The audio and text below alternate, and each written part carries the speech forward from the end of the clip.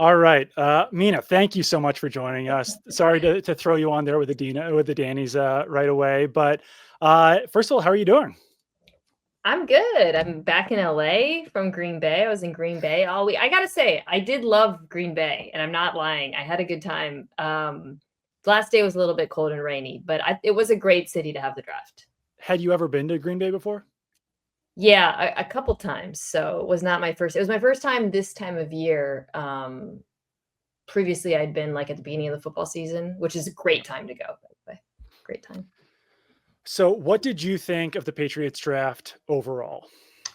Well, I am not pandering here. I just did an episode of Draft Winners, and they were my first winner. So, spoiler alert, if you're watching this and you're a Pats fan, go subscribe to the Mina Show featuring Lenny. Go check it out. We're a very Drake May positive space, but also very positive on the draft. I really liked it. Really liked a lot of the players. I like the value they got them for. I love the focus on helping May, to be honest, obviously, which was a concern of mine coming out of free agency. I was just kind of, I was worried about the Pats going into the draft.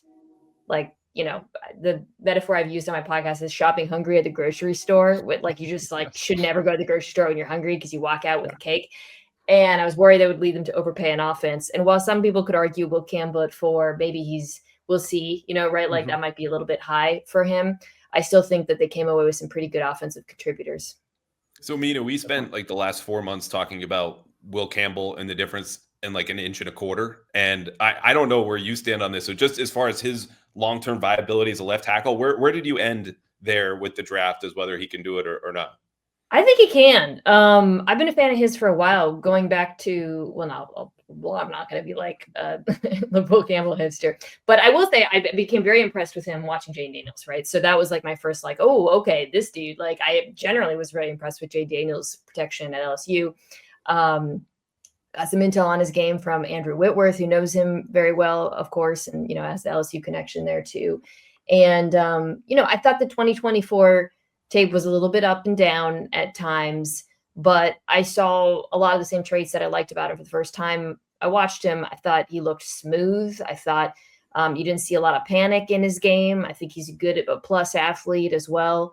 I think he's equally proficient in both the run and the pass game. Didn't really see like glaring weakness. The length, you know, does show up a little bit on, and we'll see. You know, I know that there's some debate about whether or not he might have to go inside at some point. But I think for New England, just in terms of like where they were picking, even if he isn't the long-term left tackle, I think he's still a good draft pick for them. Definitely. Yeah. It's funny how the discourse changed on Will Campbell over the last year, because like if you had told Patriots fans last year after they drafted Drake May, like, hey, you can get Drake May and guess what? You'll also get Will Campbell. I think they would have been ultimately extremely thrilled. Yeah. And I do think that the opinions, even within Patriots fans, have changed on Will Campbell over the last few days, where like when they first took him, they were like, I don't know, like it's a safe pick, whatever. And then immediately after the draft, I gave that pick a B on Twitter, and I had people like threatening me over it. They were so excited about the pick all of a sudden. So like the discourse has changed once again, but overall, I do think it was a smart pick. I don't think they could have made a better pick there. I don't think there was another obvious answer. We do have some super chats to get to here real quick. And once again, if you want to send in a super chat, it all goes to my LLS fundraiser, Visionaries of the Year campaign. We have a question on the Joe Milton trade, which is very dated, but so thoughts on the Milton trade. This is from Rick Whippy. Benefits of moving him for what seemed like not a lot. Bonus question, is Mina over Celebrity Jeopardy? So, Mina, first of all, what'd you think of the Joe Milton trade, I guess? Yeah, ultimately they wound up trading the pick that they got for him. But yeah. Yeah, I mean, you can't have every time if he stayed, every time you looked at him, you just see Travis Hunter. So you got to get that guy out of there. Yeah. I mean, you know, I was never like a Joe Milton person. Like I never, you know, he had some real believers. So I don't think it's like this major loss. I don't see him as a starter in the NFL. I know that some people are kind of entranced by the arm and all of that. I just didn't see it. So I don't think it's a huge deal. I actually do not know off the top of my head who Greg May's backup is right now. You guys will have to tell me. Joshua Dobbs. Oh, it's Dobbs. Great. Yep. Like that's totally fine. That's honestly like better than a lot of teams around the NFL.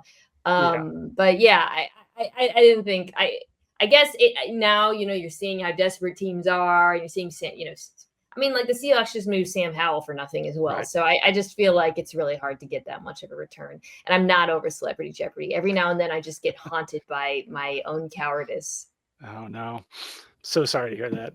Sorry that Rick brought up a sore subject as well. It's okay, Rick. Rick with you. Let's throw in another super chat here and split this into two. So Mina, when you look at the whole draft, I think you just mentioned him, but the prospect with a high ceiling. And then for the Patriots specifically in their class, which prospect do you see as the highest ceiling? This comes from Kyle Marsden.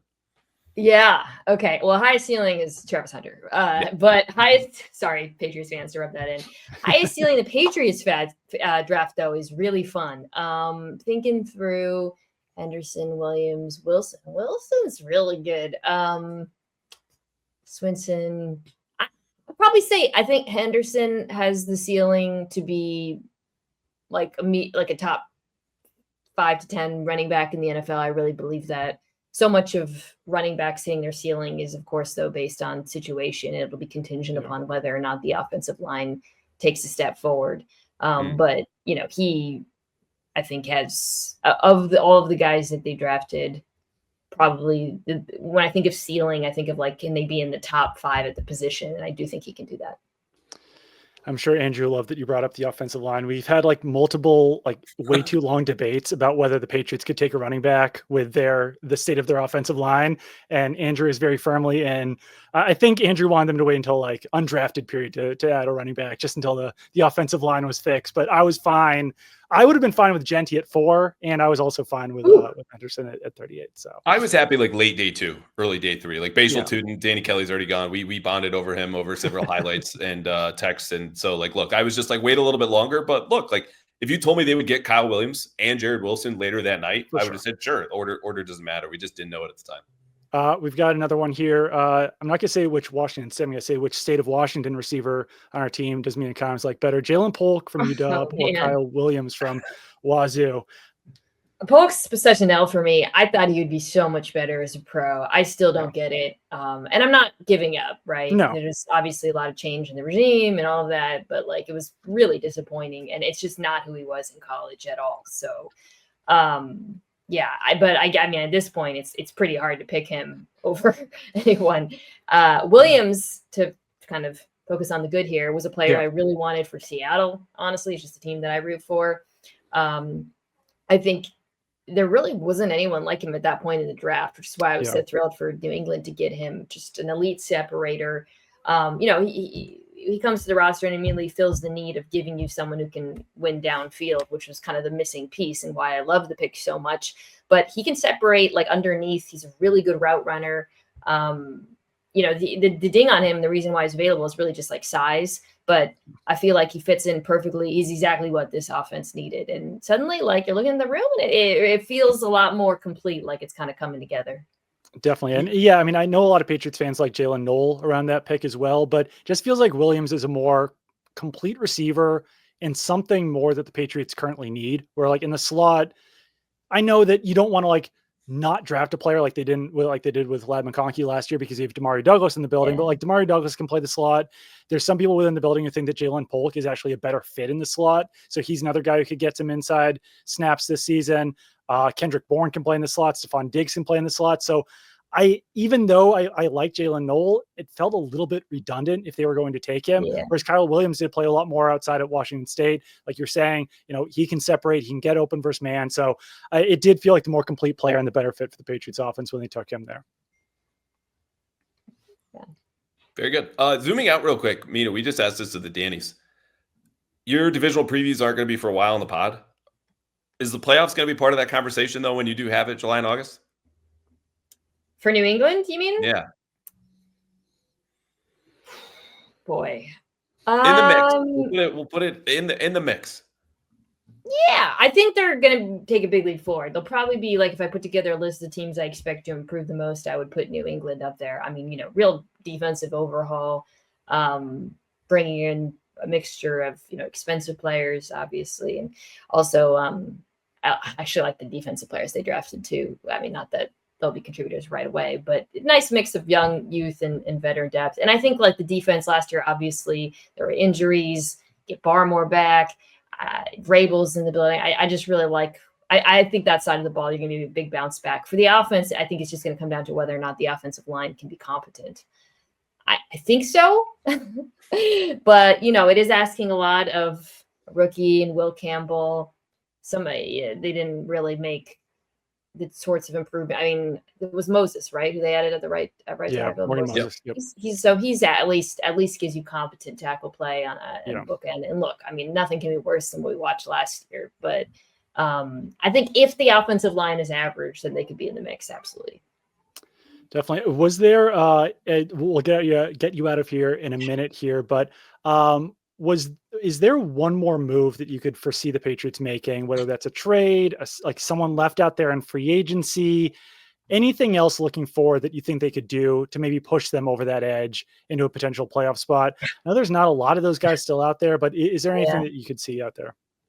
Thinking of less about free agents and more about any trade opportunities, because New England is an interesting spot in that you guys are, I know this well, obviously they weren't able to get some free agents and yet they have all this money and they spent some of it. But I think they're the kind of team where, like, if it's a player like, I don't know, a Trey Hendrickson, for example, I don't think necessarily that would be what Cincinnati would do, but a team that doesn't want to pay a guy, New England would be a great, like a recipient of a trade.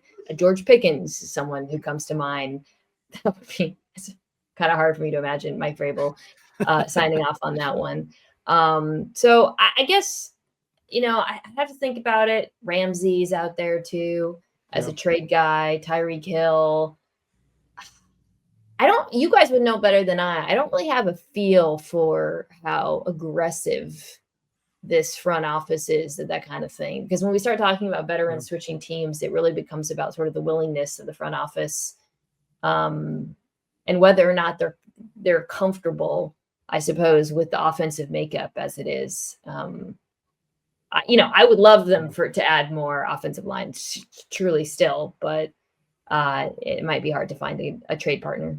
Yeah, I think you're probably a year away from being a year away is the best way to put it. And so they're coalescing a lot of young talent. Coaches are coming together. Like Josh McDaniels' offense will not be the last that we saw, so it might be tough. I would throw this out there. Holdouts this summer. Like whomever doesn't want to go anywhere. New England's a little bit more attractive. Drake May's established. He's got enough highlights that if you're scrolling through your reels, you're going to see him. If you were Brandon Ayuk a year ago, maybe you change your mind. They were in on Ayuk. That was my only thought. Well, thanks so much, Mina, for joining us. We will get you out of here. But this means a lot to me, and thanks for coming on. Thanks for having me, guys. Go check it out. A+, one of my favorite drafts. Take care. Thanks, Mina. Thank you.